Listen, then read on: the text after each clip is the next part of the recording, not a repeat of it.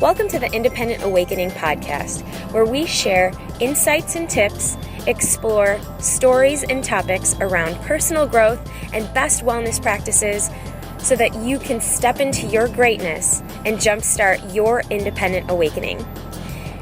If you like what you hear or are curious to know more, be sure to check us out at independentawakening.org.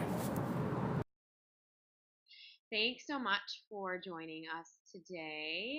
Our theme is basically helping women step into their greatness and own their truth and their unique stories. And we're doing a segment around real women and women of transformation. And it seems like, you've been on this massive transformation in the way that you approach health, the way that you coach your clients, and the way that you have this relationship with helping women get empowered through the food choices and the food decisions that they make. And so many women right around this time, I feel like I'm actually going through the same thing as well, before Thanksgiving and before the holidays, trying to control their eating, but then how do we make empowered decisions on making the right choices? So I'm just going to have you introduce what your passion and your purpose is and kind of how you got involved and started. Okay, yeah. Well, thanks for having me. And is there an echo on your end? No, there's no echo. Okay. So, yeah. Gosh, well, my story, I wish I could say revolved around other people at first. It does now. But when I was first starting out, my lessons were all through my own journey through health, and actually started this journey when I was 13 years old, and I realized that when food did not agree with me on multiple levels, and that was the first thing I learned.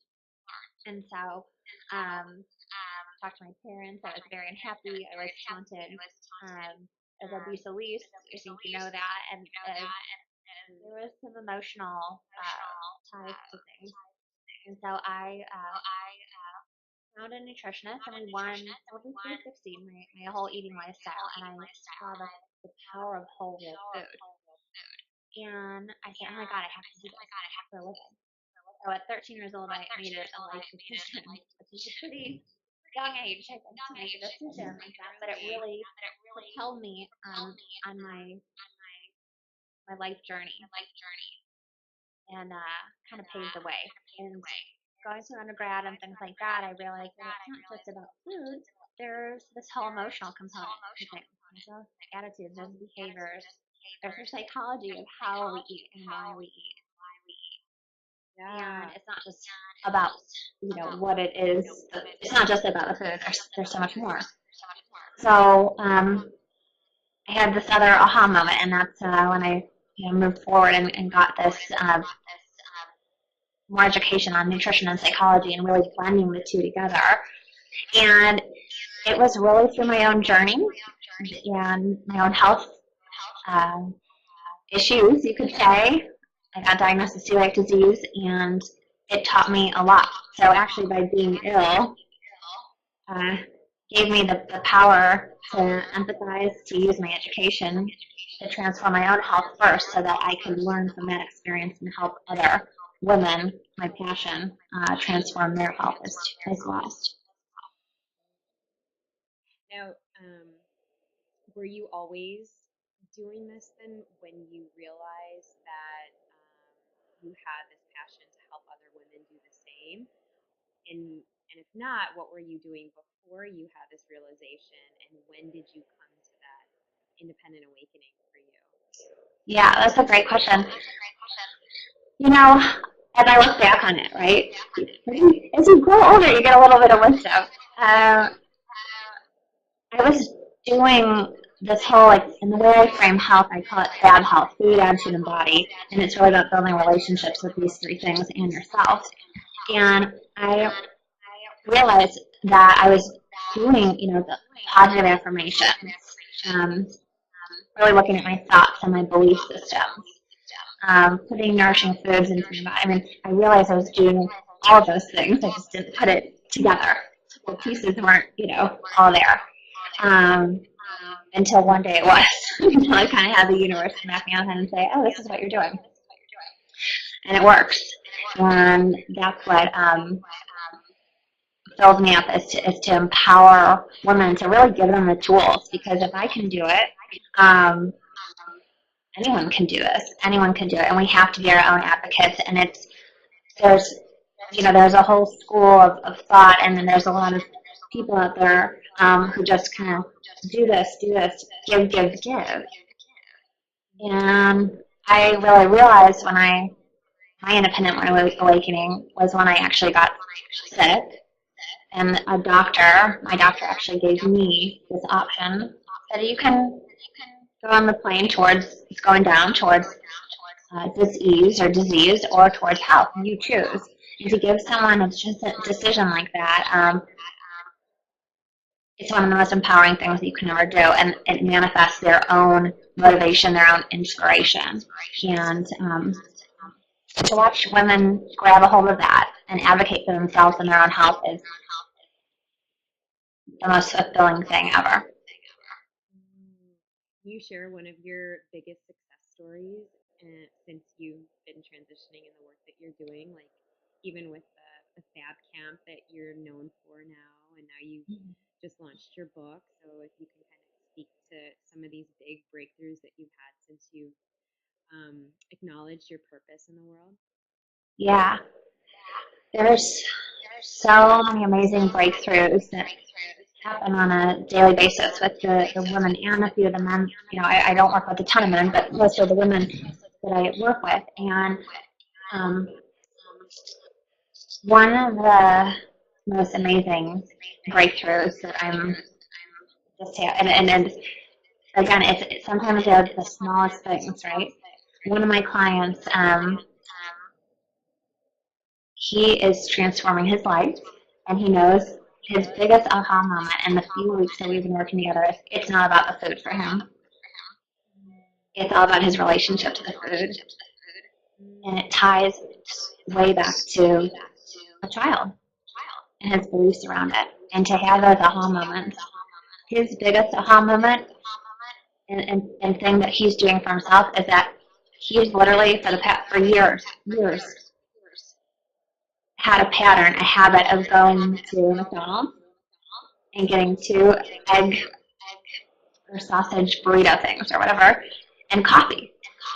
And just by bringing some more awareness to his daily routine, he actually noticed that one day he found himself in the line at McDonald's because he didn't bring his coffee that day. He needed coffee, so he went to McDonald's.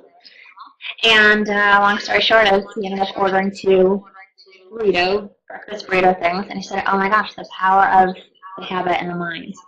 And that was the biggest aha moment, and finding out that he could just make his coffee at home deterred him from making those other food choices has been the biggest thing for him so far. So something so simple as that. Really simple, but it's empowered him in so many ways, and it's these intangible things that it's not about the weight, it's not about dieting, it's not about the calories, it's about building up the self-esteem, confidence, all that stuff. And those decisions. Mm-hmm. Now, if we wanted to learn more about your services, are a lot of what you talk about in the book that you just launched? Because I know that's in stores now. Yeah, so the book, Smoothie Secrets Revealed, it's funny because I'm trying to avoid the smoothie. I don't. Actually, my client who's just here had one. I should have kept it. But I'm trying to avoid being called as a smoothie girl. But really, it's just there's recipes in there, but it's really a lifestyle, and it's about what's 1 or 2 things that you can just change is hard, right? We're changing and evolving, and I know people want to change and evolve. They want to know how they can get out of certain situations. This book gives you the empowerment and just 2 tools that you can start using on a daily basis. Making a smoothie that's nourishing for you, and then also saying something positive. Each smoothie is paired with a positive mantra, so you can be filling yourself up, your love cup, if you will, with mind and body nourishment. It's just two small things that literally take less than 5 minutes a day to give to yourself first. Oh yeah, and you could excuse me, you could go and there's if you're interested in FABCamp, this is more of an online group program.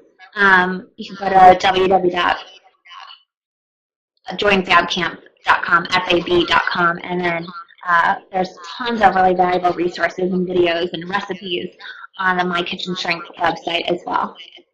Yes. We're going to put that in the notes for ways to find you, Elyse. And how did you come up with MykitchenShrink? I love that name.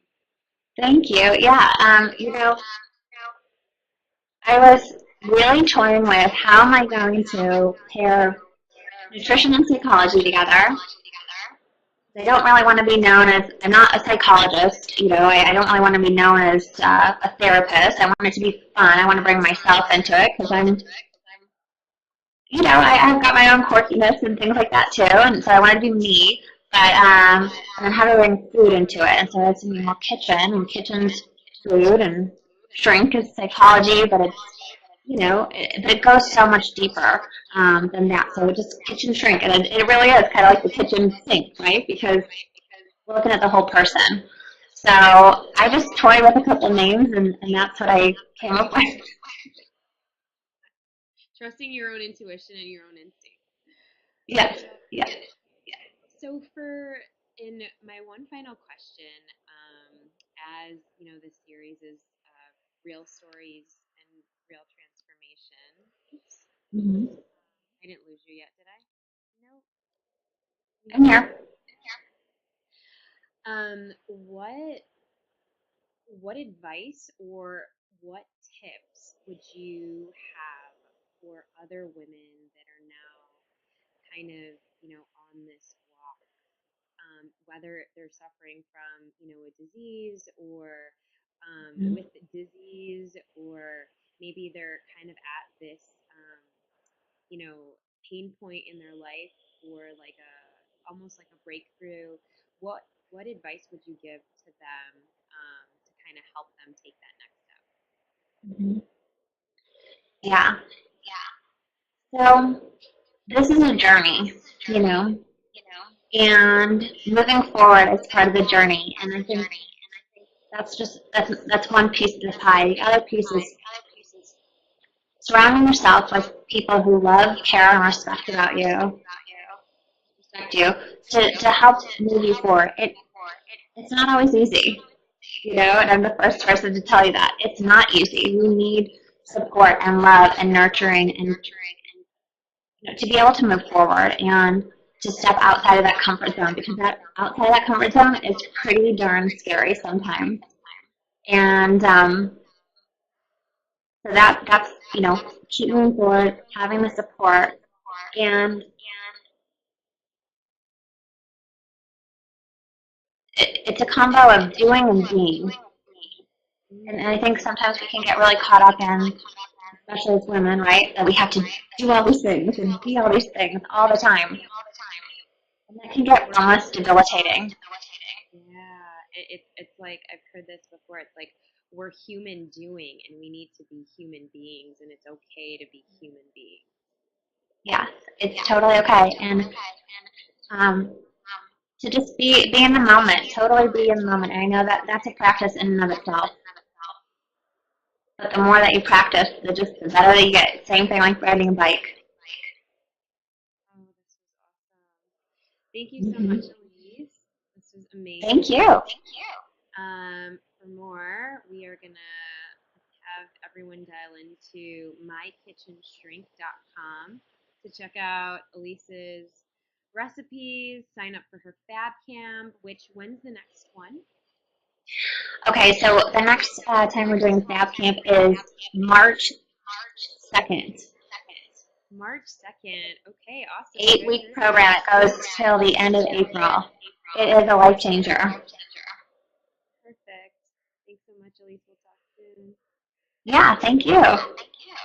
Thank you for tuning in to the Independent Awakening podcast, where we are committed to providing you with positive, uplifting, and life-transforming content to help you jumpstart your independent awakening. For a full series of our content and videos, and to learn more about how you can get on board with our mission to empower teens and working women, visit us at independentawakening.org and be sure to share us with your friends and give us an awesome rating on iTunes.